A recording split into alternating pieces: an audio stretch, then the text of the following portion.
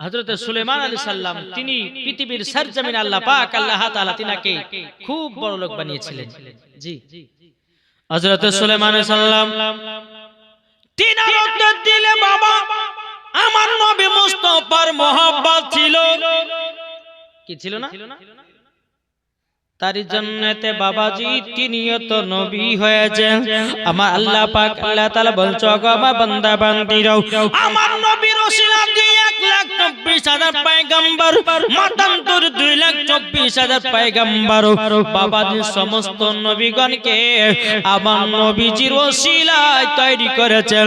আমার আল্লাহ বলছে আমি নবীকে যদি তৈরি না করতাম আমি দুনিয়ার কোন নবী কেউ বানাতাম না, ইদ্রিসকে বানাতাম না, ঈসা মুসাকে বানাতাম না, আদমকে বানাতাম না, হাওয়াকে বানাতাম না। আল্লাহ বলছে যে নবীকে তৈরি যদি না করতাম আমার আল্লাহ বলতেছে আমি পৃথিবীর সরজমিনে কোন জিনিসকে আল্লাহ বানাতেন না। তাহলে বলুন এই সুলাইমান আলাইহিস সালাম তিনি একটা ছোট্ট ঘরে বসে বসে আল্লাহর ইবাদত করছেন। ছোট্ট ঘর বলতে কেমন? কুটির ঘর, বসে বসে ইবাদত করতেছে। হযরত সুলাইমান আলাইহিস সালামের একজন উম্মত বলছে বলে হুজুর গো আল্লাহ পাক আল্লাহ তাআলা আপনাকে এত টাকা পয়সার ধন দৌলতের মালিক দিয়েছে, মালিক বানিয়েছে, অথচ আপনি ছোট্ট করে ঘরে বসে আল্লাহর ইবাদত করছেন কেন? আপনি তো রাজপ্রাসাদ বানাতে পারেন, আপনি তো বাড়ি গাড়ি বানাতে পারেন, আপনি তো সব কিছু করতে পারেন, কিন্তু গো নবী সুলাইমান আপনি ছোট্ট ঘরে বসে বসে কেন আল্লাহর ইবাদত করতেছেন? হযরত সুলাইমান আলাইহিস সালাম বলছে বলো গো আমার উম্মতেরা তোমরা শোনো গো আমার আল্লাহ পাক আল্লাহ তাআলা কখন মালাকুল মউতকে পাঠাবে আমার জান কবজ করে নিবে আমার আল্লাহ বলতেছে বলো গো সুলাইমান আলাইহিস সালাম তুমি মরণের ভয়ে তুমি রাত প্রসাদ বানাও না। এ বাবা যে মুসলমান ভাইরাও এদিকে সুলাইমান আলাইহিস সালামের উম্মত বলতেছে বলো গো নবী সুলাইমান আপনি কেন রাত প্রসাদ বানান নাই? হযরত সুলাইমান আলাইহিস সালাম বলছো আমার উম্মত শোনো গো আমার আল্লাহর ফেরেশতা মালাকুল মউত আমার জান কবজ করে নিয়ে চলে যাবে, আমার বাড়ি গাড়ি সবকিছু পড়ে থাকবে, আমি কার জন্য রাত প্রসাদ বানাবো? আমি মরণের চিন্তায় জানো বসে আছি। কি গো ঠিক না? মরণের আশায় চিন্তাতে আমরা বসে আছি। আজ আমরা মুসলমান, আজ আমরা নবীকে চিনতে পারলাম না, নবীকে ভালোবাসতে পারলাম না। যদি আমরা নবীকে মোহাব্বত করতে পারতাম বাপ, যদি কবরকে ভয় করতে পারতাম কখন আমরা গুনার কাজ করতাম? জি, কখন আমরা গুনার কাজ করতাম না। হযরত সুলাইমান আলাইহিস সালাম বলছে আমার উম্মত শোনো আমাকে আল্লাহ পাক আল্লাহ তাআলা এত টাকা পয়সা ধন দৌলতের মালিক বানিয়েছে, অথচ আমি সব সময় কবরকে লক্ষ্য করেছি। আমার আল্লাহ বলতেছে আমি কবরকে স্মরণ করার কারণে আমার আল্লাহ পাক আমাকে জান্নাতি বলে কবুল করেছে। জি, হযরত সুলাইমান আলাইহিস সালামের পাওয়ার কথা ছিল জানেন?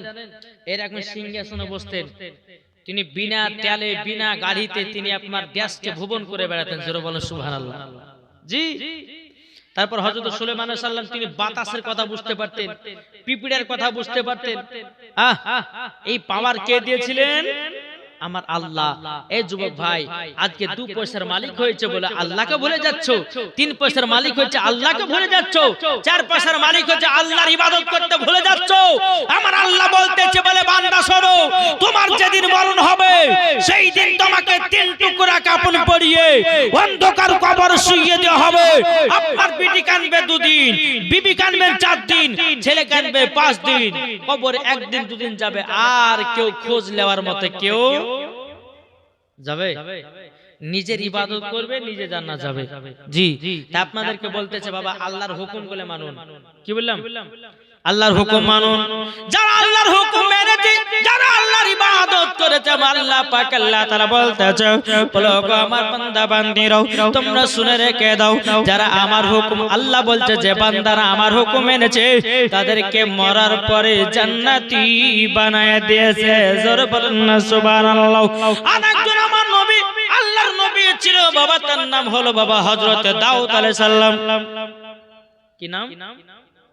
হযরতে দাউদ আলাইহিস সালাম।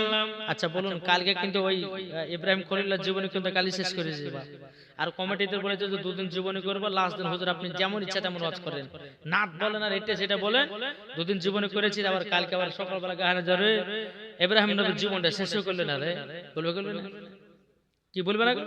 কমিটি যেরকম বলছে বাপ সেরকম করছি। তো বাবা যে মুসলমান, হযরত দাউদ আলাইহিস সালাম তিনি কে ছিলেন?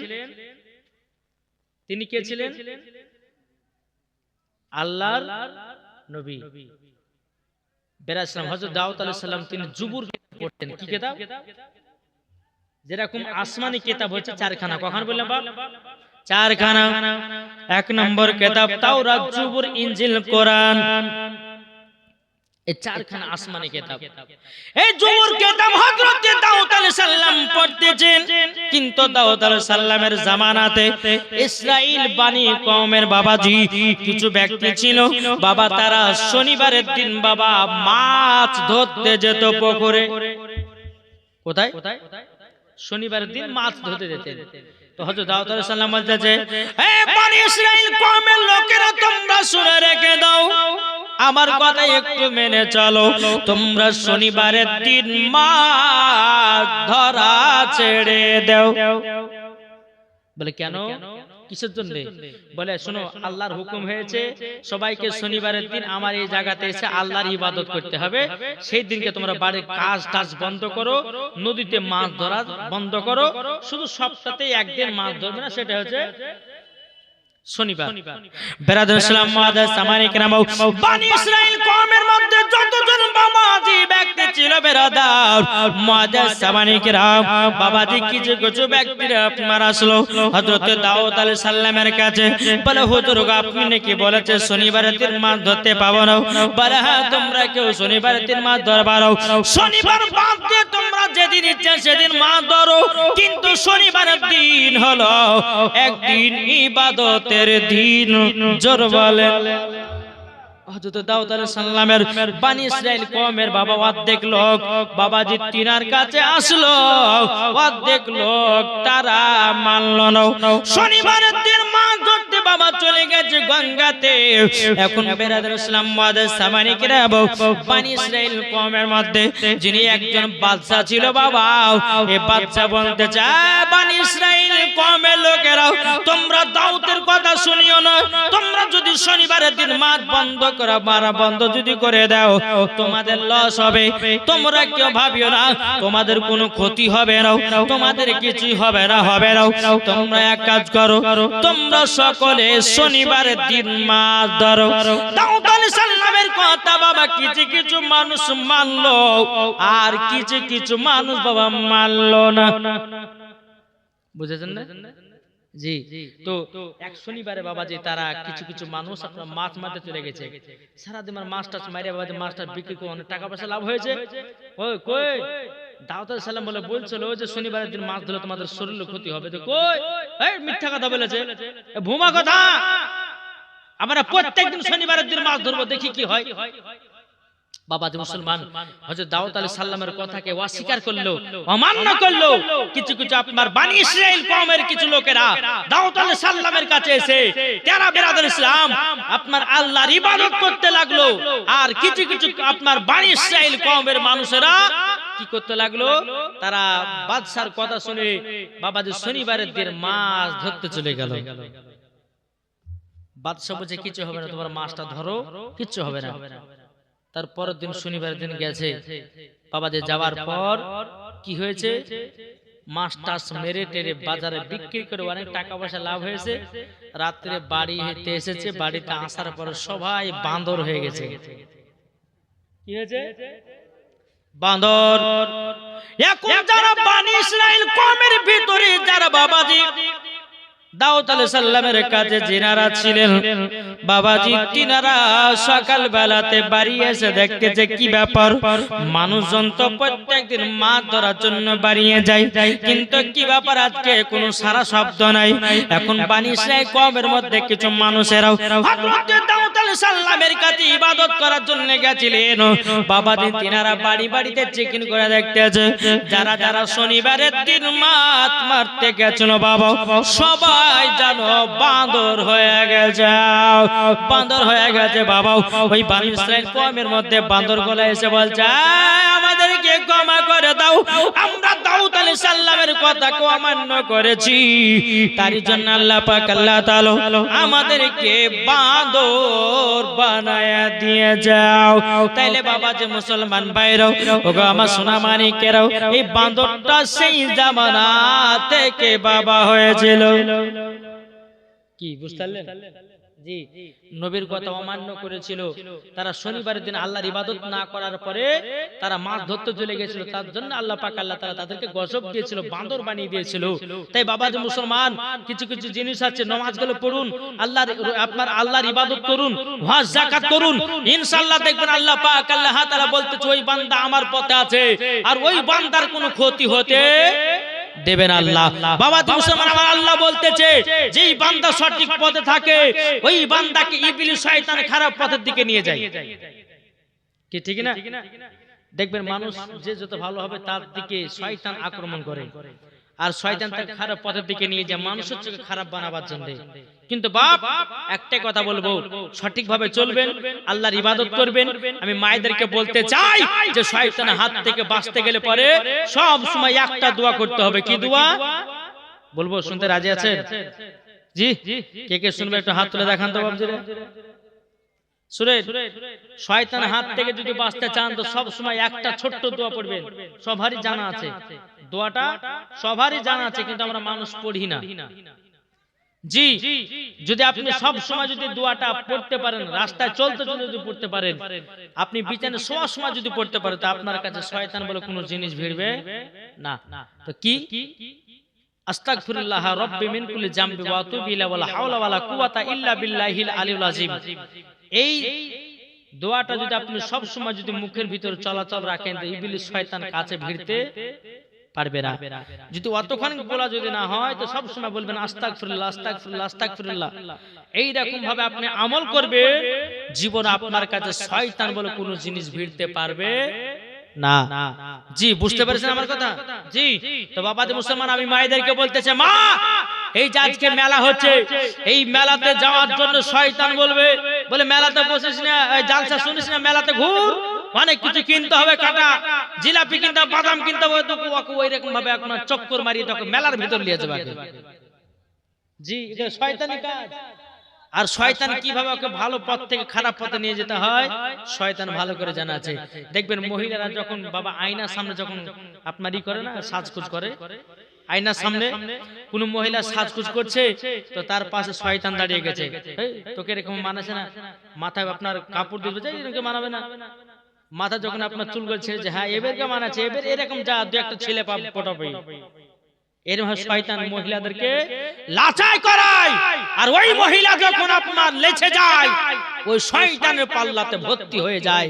তাই মায়েদেরকে বলতেছে, মা বোনেরা আপনারা শুনে যান, কবর যদি ভয় থাকে, মা ফাতেমার মতো সত্যি করে যদি নারী হন, তোমার আল্লাহ বলতেছেন যারা মা ফাতেমার মতো নারী হবে, ওই মহিলাদেরকে মা ফাতেমার সাথে জান্নাতে বলে কবুল করা হবে, জান্নাতে আপনার দান করা হবে। একবার জোরে বলুন আল্লাহুম্মা আমিন, একবার দুরূদ শরীফ পাঠ করুন, আল্লাহুম্মা সাইয়্যিদিনা মাওলানা মুহাম্মদ ওয়া আলা সাইয়্যিদিনা মাওলানা মুহাম্মদ সাল্লাল্লাহু তাআলা আলাইহি ওয়াসাল্লাম। বাবাজি মুসলমান ভাইরা, এ সোনা মানিকেরা, আপনাদেরকে বলতে চাই রে বাবাজি, আমরা নবীকে মহব্বত করতে রাজি আছি না নাই? এটা হাত তুলে দেখান না বাবা। চলুন, আমার নবীজি মদিনাতে 3 দিন ধরে নিখোঁজ। কদিন ধরে বললাম? 3 দিন ধরে নবীকে পাওয়া যাচ্ছে না। আবু বকর সিদ্দিক কেঁদে কেঁদে পাগল, উমারে ফারুক তিনি কেঁদে কেঁদে পাগল, আল্লাহ আল্লাহ গো, আজকে আমার নবীকে 3 দিন ধরে নিখোঁজ পাওয়া যাচ্ছে না। উমারে ফারুক হাতে তলোয়ার নিয়ে বলছে, উমারে ফারুক হাতে তলোয়ার নিয়ে বলতেছে, আবু বকর ভাই, নবীকে 3 দিন ধরে মদিনাতে খোঁজ করে পাওয়া যাচ্ছে না। আজকে মনে হয় ইহুদি লোকেরা মনে হয় নবীকে লুকিয়ে রেখেছে। চলো তো যাই, মুনাফিকের কাছে যাই। হে মুনাফিকের দলেরা বল, আমার নবীকে কোথায় লুকিয়ে রেখেছে? তারা কিন্তু উমার ফারুককে দেখে থরথর করে কাঁপতে লেগেছে। আর উমার ফারুক কার নাম, যিনি এক রাস্তা দিয়ে হেঁটে গেলে বাবাজি 40 দিন ইবলিস শয়তান হেঁটে যায় না, তার নাম হচ্ছে উমার ফারুক। জি, উমার ফারুক কার নাম? যিনি মদিনার রাষ্ট্রপতি ছিলেন, বিচার করনে वाला। কি গো, তার নাম হচ্ছে উমার ফারুক। উমার ফারুক বাবাজি মুসলমান ইবলিস শয়তান দেখলে পরে বাবাজি ওই রাস্তা দিয়ে 40 দিন যাতায়াত যাওয়া বন্ধ করে দিত। জোর হবে না সুবহানাল্লাহ? জি। আর আমাদের ঘরের মোড়লেরা বিচার করছে মুখ দেখে দেখে মুখ বিচার, কি ঠিক না? কোন মোড়লের বেটা একটু ভুল করেছে বা কোন বড় লোকের বেটা ভুল করেছে, মোড়লকে ফোন করে বলছে, মোড়ল সাহেব কাল তো বিচার বসবে, তো আমার বেটা দিকে টাকা না, সম্মানীয় ব্যক্তি, বেটা যদি একটু দুর্নামটা বাড়ায় তো আমার মান সম্মান যাবে, 10,000 টাকা আপনাকে মাইয়ে দিলে, হ্যাঁ, তো একটু বিচারটা ওই গরিবের দিকে ঘুরাইয়ে দিয়ে নাকি। একজন বেনামে দিয়েছে 500 টাকা, আলহামদুলিল্লাহ, নারে তাকবীর, নারে রিসালাত, বেনামে দিয়েছে 500 টাকা। আল্লাহ তাআলা দানকে কবুল করুন, জোরে বলেন আল্লাহ আমিন। তাই বাবাজি মুসলমান, এই সোনা মানিকেরাও, আপনাদেরকে ঘটনাটা বলবো, তবে বিচারটা একটু বলা শোনাই। ও বাবা চলুন, উমার ফারুকের বিচার কেমন ছিল একটু বলবো নাকি? এ ভাই, যারা মুড়ল মতবার আছো তোমরা একটু শুনে নাও। উমার ফারুক তিনি আপনার বিচার করতেন বাবা হাদিস কোরআন খুলে খুলে, জোরে বলুন না সুবহানাল্লাহ। দুজন মহিলা বাবাজি উমার ফারুকের দরবারে এসেছে। কটা? দুইটা মহিলা বলছে, হুজুর গো এই ছেলেটা আমার। ও মহিলা বলছে, না ছেলেটা আমার। মানে একজনের কাছে কন্যা আর একজনের কাছে পুত্র। তো দুইটা মহিলা বলছে যে কন্যাটা আমার কে হল্লাই, পুত্রটা দুইজনেরই আমার। বুঝেছেন না? মেয়ে দুটো বলছে যে হুজুর এই পুত্রটা আমার, মেয়েটা বলছে না পুত্রটা আমার, মানে কন্যাটা কে হলিতে চাইছে নাও। বাবা উমার ফারুক বলতেছ, গো বোনেরা তোমরা কেউ ঝগড়া করো না, তোমরা আমার কাছে এসেছো বিচার নেওয়ার জন্য। বলে তাই নাকি? বললা হও। উমার ফারুক বলতেছে, বলো গো মহিলা, তোমরা এক কাজ করো, আমি তোমাদের বিচার করব কোরআন খুলে খুলে, জোরে বলেন।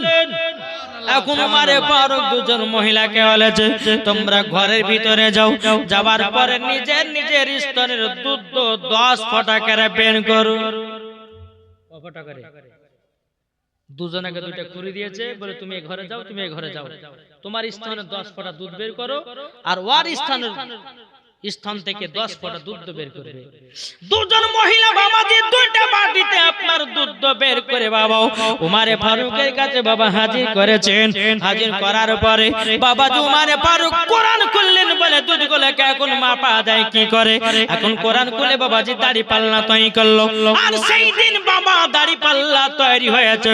এখন আমরা যে দাড়ি পাল্লা বাবা আবিষ্কার আপনার কিনো ব্যবহার করতেছি, এই দাড়ি পাল্লা পেয়েছি হযরত উমার ফারুকের বিচার দেখে, জোরে বলুন না সুবহানাল্লাহ। দাড়ি পাল্লা যখন বাবা তৈরি করা হলো, দুজন মহিলার বাটির দুধ গুলো দুই পাল্লাতে রাখা হলো। একটা হলো ভারী, একটা হলো পাতলা। আমার উমার ফারুক বলছে, বলে ভারীটা কার? একজন মহিলা বলছে আমার। বলে পাতলাটা কার? বলে আমার।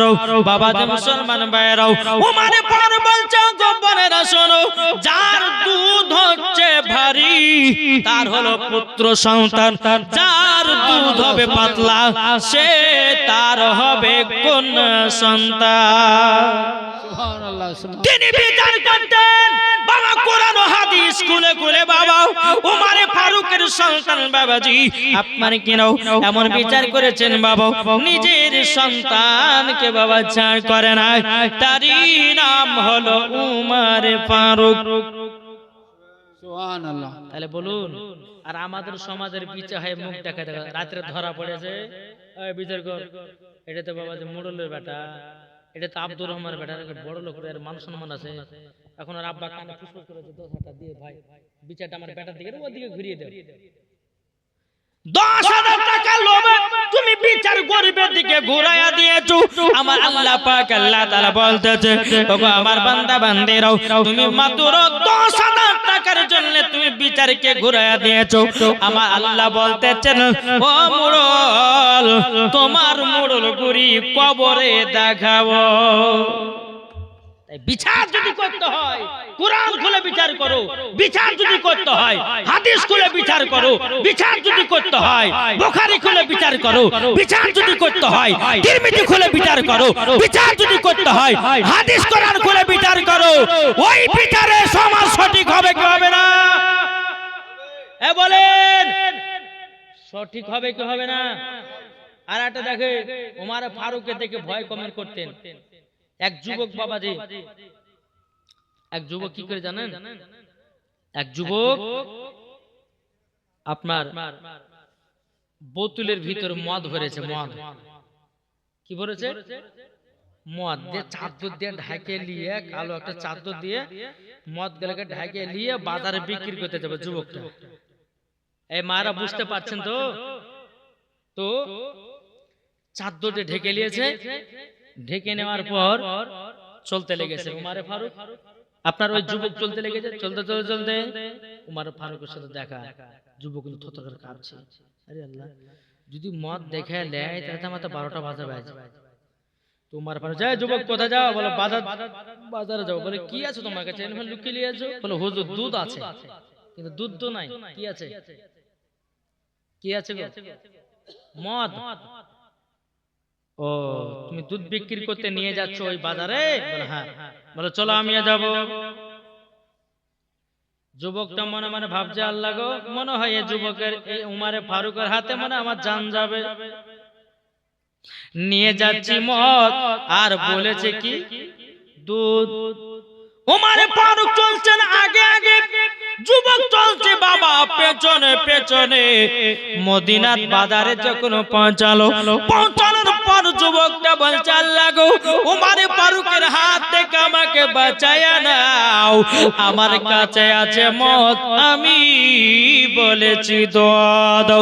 আল্লাহ এখন যদি উমারে ফারুক আমার কাছ থেকে যদি দুধ আপনার কিনা মদ দেখে নয়, তাহলে আমার গর্দান তো পার করে দিবে। আমি তো মিথ্যা কথা বলেছি। আজ উমারে ফারুককে মিথ্যা কথার বলার পরিণাম মানে গর্দান কেটে দাও। উমারে ফারুক বলছে, যুবক তুমি যে দুধ নিয়ে এসেছো, আচ্ছা বলো না তোমার দুধের দাম কত টাকা নিবাও? ওই দুধগুলো আমি কিনে নিতে চাই। এখন যুবক কিন্তু বিপদে পড়ে গেল। হ্যাঁ আল্লাহ, কি করব? আমি ভাবছিলাম এদিকে লুকাচ্ছে আপনার চুরি চামারি করে হয়তো বিক্রি করে দিতাম, কিন্তু এখন তো উমারে ফারুক আমার এই মদের বোতল গেলে আমি দুধ বলেছি, এখন যদি মদের বোতল বের করি আমার গর্দান পান করে দেবে। এই যুবক আল্লাহর কাছে দোয়া করছে, আল্লাহ গো, আমাকে উমারের হাত থেকে বাঁচায়া নাও। আল্লাহর জীবনে কোনোদিন মিথ্যা কথা বলবো না। আল্লাহ গো, জীবনে কোনোদিন মিথ্যা কথা বলবো না। বাবা যে মুসলমান ভাইরাও, এ সোনামানিকেরাও, উমারে ফারুক রাদিয়াল্লাহু তাআলা তিনি বলছে, যুবক তুমি কেন দুধ বের করো না? কিন্তু বাবাজি যুবকটা থরথর করে কাঁপতে আছে বাবা, আর মনে মনে বলছে, আল্লাহ গো, আমাকে উমার হাত থেকে বাঁচিয়ে নাও। আল্লাহ উমারে ফারুকের হাত থেকে বাঁচিয়ে নাও। আমি উমারকে মিথ্যা বলেছি মানে আমার গর্দান চলে যাবে। বেরাদুল ইসলাম মাদার সামানিকরাও, আল্লাহ গো, আপনার কাছে আমি কথা দিতে চাই, জীবনে কোনোদিন মদ বিক্রি করব না, জীবনে কোনোদিন মিথ্যাও বলবো না। জোর বলেন। এখন মারে পার বলতেছে, এ যুবক, দাও তোমার দুধ করে চাদরের ভিতর থেকে বের করো। এখন আল্লাহর কি কুদরত, যুবকটা এইরকম চাদরের ভিতর লুকিয়ে দিয়েছে। এখন বলছে, হুজুর লেন, চোখ বুজে লেছে, চোখ বুজে, হুজুর লেন, দেখেন 2টা বোতল, দেখেন 3টা বোতল। থরথর করে কাঁপছে। হ্যাঁ থরথর করে যখন কাঁপা, তো বাবা যে মুসলমান সোনা মানি এদিকে কান্দে বাপ বেরাদার। আল্লাহ পাক আল্লাহ তাআলা আমাদের সকলকে নবীজির গোলাম নবীজির আশিক যেন বানিয়ে নেয়। জোরে বলেন আল্লাহ পাবিন। একবার দুরূদ পড়ুন, আল্লাহুম্মা সাল্লি আলা মাওলানা মুহাম্মদ ওয়া আলা আলি সাইয়্যিদানা মাওলানা মুহাম্মদ। কজ তুমি মানলে মানো না মানলে মন মানো না। এটা কাদের কথা? এজরা বলেন না কাদের? সুন্নিদের কথা। সুন্নিরা বলে ওয়াহাবি দেওবন্দি তোরা মানতে হয় মান, নালে হাজার হাজার সুন্নিরা যে নবী দিওয়ানা। কি ঠিক না? এখন তুমি মানলে মানো না মানলে মন মানো না। আশিকেরি আসল জান্নাত সোনার মদিনা, আশিকেরি আসল জান্নাত সোনার মদিনা। আশিক হৃদয়ে যত ইশকেরি জ্বালা, ধরে বলেন আশিক হৃদয়ে যত ইশকেরি জ্বালা দূর করিতে পারে ওই মদিনাওয়ালা। তাই মদিনা মদিনা করে, তাই মদিনা মদিনা করে ওই দাও পানা। আশিকের আসল জান্নাত কি সোনার মদিনা।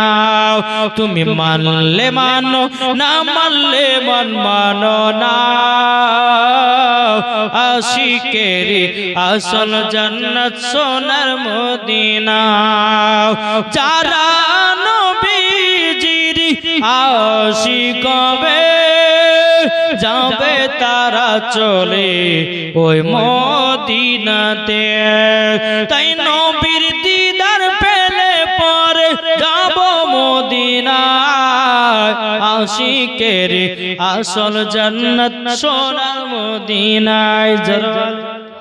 এই যুবক বলছে হুজুর লেন আমার কাছে লেন দুধ লেন।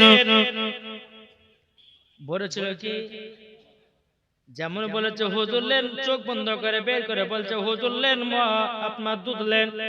তাকে দেখতে যুবক সত্যিকারী দুধ হয়ে গেছে। জোরে বলেন সত্যিকারী দুধ হয়ে গেছে।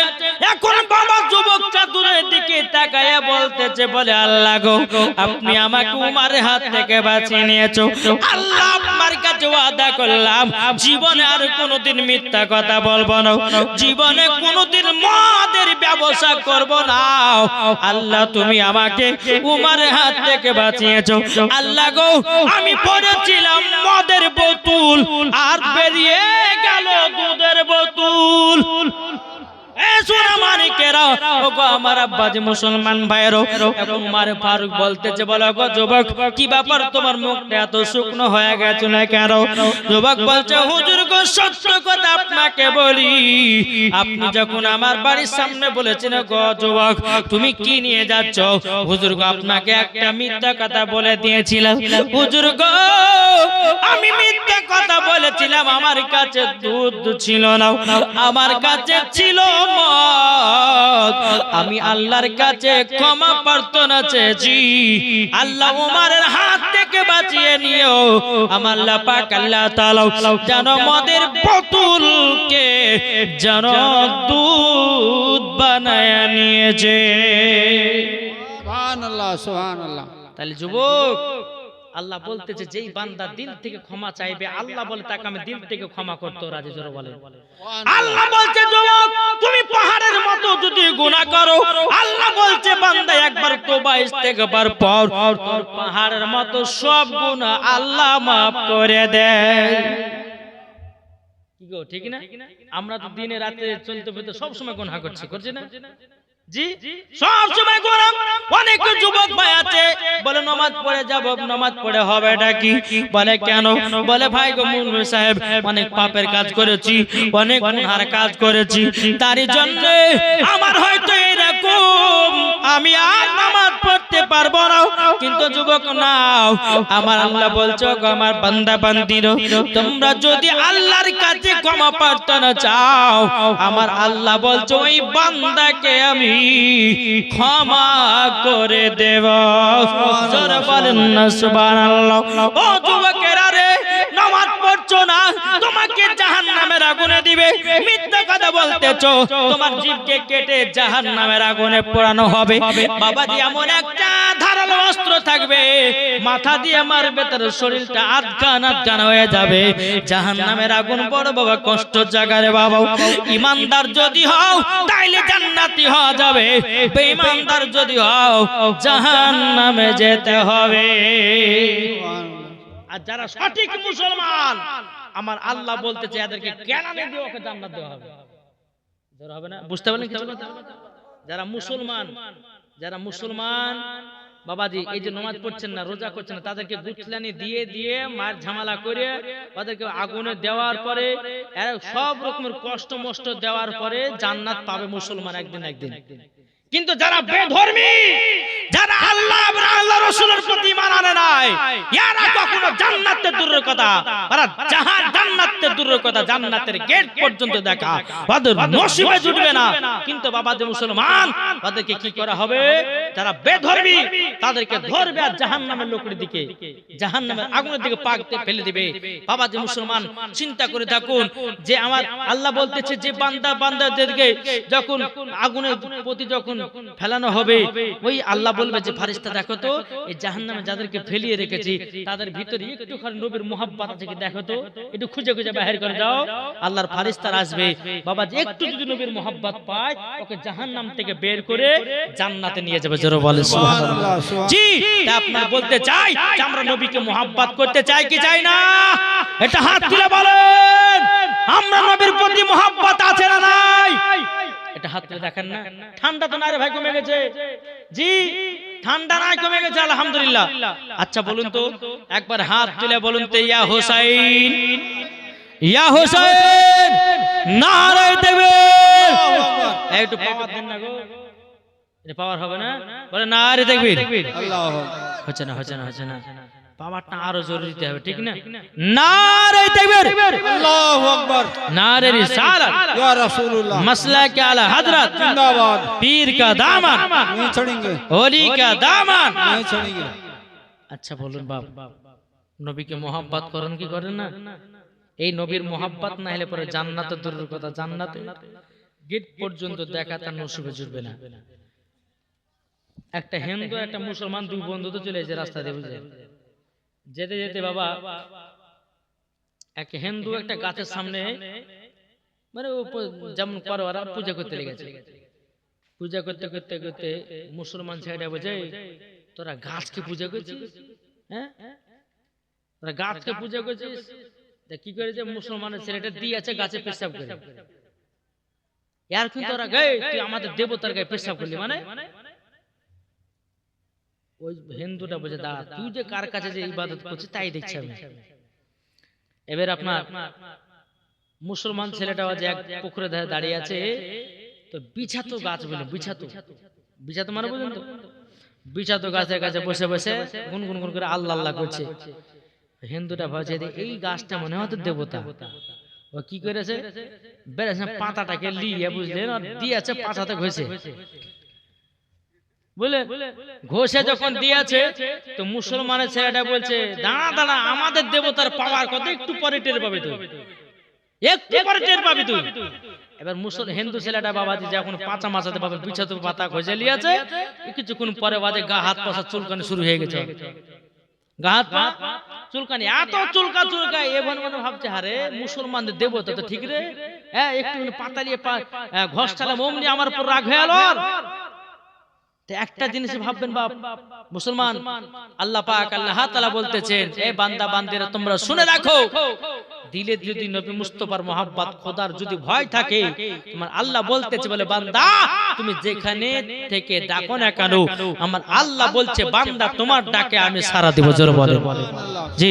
তো বলতেছে আমাদের খোদা এক নবীর উম্মত, জীবন বিধান বাণী সেই আল কোরআন। ঠিক না বলেন? আমাদের খোদা এক নবীর উম্মত, জীবন বিধান বাণী সেই আল কোরআন। তবে কেন এখনো হে মুসলমান এক করি আহ্বান। জোরে বলেন সমস্ত সুন্নিরা এক হও। সুন্নিদের পাওয়ার যখন বাড়াবে বাবা কেউ দুনিয়াতে টিকবে না। জোরে বলেন সুন্নিদেরকে বলছে এক হও। তাই কই বলতেছে তবে কেন এখনো হে মুসলমান এক করি আহ্বান। আমাদের খোদা এক নবীর উম্মত, জীবন বিধান বাণী সেই আল কোরআন। তবে কেন এখনো হে মুসলমান এক করি আহ্বান। জোরে সুবহানাল্লাহ। আচ্ছা বলুন তো খোদাকে কে কে ভয় করেন? একটা হাত তুলে দেখান তো। যারা হাত তুলবেন জানেন তো খোদাকে ভয় করেন জি। আমি দেখতে চাই, কই তুলবেন না জি? খোদাকে ভয় করেন তো? করেন না জি? আচ্ছা তাহলে খোদার ভয় যাদের আছে দিলে আমার 20টা ভাই 1000 টাকার হবে না? আসেন তো ইনার সত্যির খোদার ভয় আছে।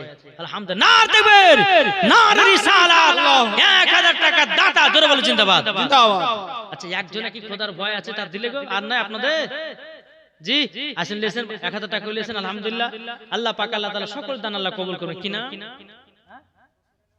শ্বশুর নামের আব্বার নামে কি নাম আপনার? তাজিরুল। এদেন তাজরুল ভাই শ্বশুর নামের আব্বা নামে 1000 টাকা। না তাকবীর নারে রিসালাত। আল্লাহ গো আমার তাজরুল ভাই যে আশাতে যে নিয়তে 1000 টাকা দিয়েছে, আল্লাহ গো তিনার বাড়িতে রুজি রোজগার বরকত দাও, আর স্বামী স্ত্রীর মধ্যে ভালোবাসা মহব্বত খানা বানিয়ে দাও। জোরে বলেন। আর কোন ভয় নাই? হাত তো তুললেন খোদার ভয়, কিন্তু টাকা কই? যারা যারা টাকা দিবে আমি ওদের ভিতরে খোদার ভয় আছে, তাছাড়া নাই। হ্যাঁ কি নাম গো? দাদা দাদির নামে 1000 টাকা দিয়েছে। না দেবে নারে রিসালাত। আল্লাহ যার সাথে যে নিয়তে দিয়েছে 1000, আল্লাহ গো তার দানটা কবুল করুন। আর কোন ভয় হবে না। 1000 টাকা যাদের দিলে খোদার ভয় থাকবে, দ্বীন ইসলামের খিদমত থাকবে, বাবা তাদের ভিতরে বাবাজি মসজিদের ভালোবাসা থাকবে, বাবাজি মুসলমান তারাই নিয়ে যাবে। ঠিক কি না বলেন? সুবহানাল্লাহ। হবে না 1000 টাকা করে? কি হবে না? কে আছেন বাবা? কত টাকা আসছে কত টাকা যাচ্ছে? বাবা মরে গেলে পরে সব কিছু বেকার। আমার আল্লাহ পাক আল্লাহ তাআলা বলছো গো আমার বান্দা বান্দিরাও কাল কিয়ামতের ময়দানে পৃথিবী যখন ধ্বংস হয়ে যাবে, বাবাজি দুনিয়ার সব ভেঙে চুরমার হয়ে যাবে, কিন্তু মসজিদ মাদ্রাসা দুনিয়া থেকে লড়বে না। আল্লাহর ফেরেশতারা বলবে বলো গো মসজিদ মাদ্রাসা ভাঙছো না কেন? মসজিদ বলবে বলে আল্লাহর ফেরেশতাও যারা আমাকে একটা ইটের দাম দিয়ে বানিয়েছে, যারা একটা আমাকে পাথরের দাম দিয়ে বানিয়েছে, যারা আমাকে এক ইট দিয়ে বানিয়েছে, যতক্ষণ পর্যন্ত জান্নাতে না দেবে মসজিদ বলবে আমি দুনিয়া থেকে লড়ব না। জোরে বলেন না সুবহানাল্লাহ। ও ভাই আপনাদেরকে বলতে চাই টাকা দিয়েও জান্নাত পাওয়া যায়। ঠিক কি না? ঠিক না ভাই? আর কোন ভাই হবে না? 1000 টাকা হবে না? আলহামদুলিল্লাহ। আর একজন দিয়েছে 500 টাকা। আচ্ছা আমার 30টা ভাই 500 টাকা দেন খোদার ঘর মসজিদের জন্য। কি হবে না? ও মা খালা আমার বেশি টাইম লিব না মারাতের বেলায়, আমার পরে পরে প্রধান অতিথি সেবা আসবেন। আলহামদুলিল্লাহ কোন মানাই এ ভাই 500 টাকা নাই গো জি? খোদার ঘর মসজিদে মরে গেলে সব কিছু বেকার। কালকে দিনে দিন, আজকে এটা বাদ। হ্যাঁ আর কালকে কি নামটা একটু কাটিয়ে দেন তুমি 1000 টাকা দিয়েছে আল্লাহ তাআলা দানকে কবুল করুন। আর কোন ভাই নাই এই দেন দেখো 500 টাকা থাকলে দেন খোদার ঘর মসজিদের জন্য। আমি মা বোনদেরকে বলতেছে মা খালা একটু আপনারা এদিকে তাকাবেন। হ্যাঁ রুহুল আমিন দিয়েছে কত গো 400 টাকা। হ্যাঁ রুহুল আমিন দিয়েছে হ্যাঁ 500 টাকা আলহামদুলিল্লাহ। না তাকবীর না রে আপনার নাম আচ্ছা বেনামে দিয়েছে একজন 500 টাকা। আল্লাহ তাআলা দানকে কবুল করুন। আমি তাদের জন্য একটু খাস করে দোয়া করব। এখন আরেকজন দিয়েছে 200 টাকা আলহামদুলিল্লাহ। আপনারা পারবেন না জি খোদার ঘর মসজিদের জন্য। হ্যাঁ মা খালা আপনাদেরকে বলতে চাই যে মহিলাদের মাথার চুল কাটবে কাটা চলবে কি চলবে না ইনশাআল্লাহ বলবো যদি দেন কি নাম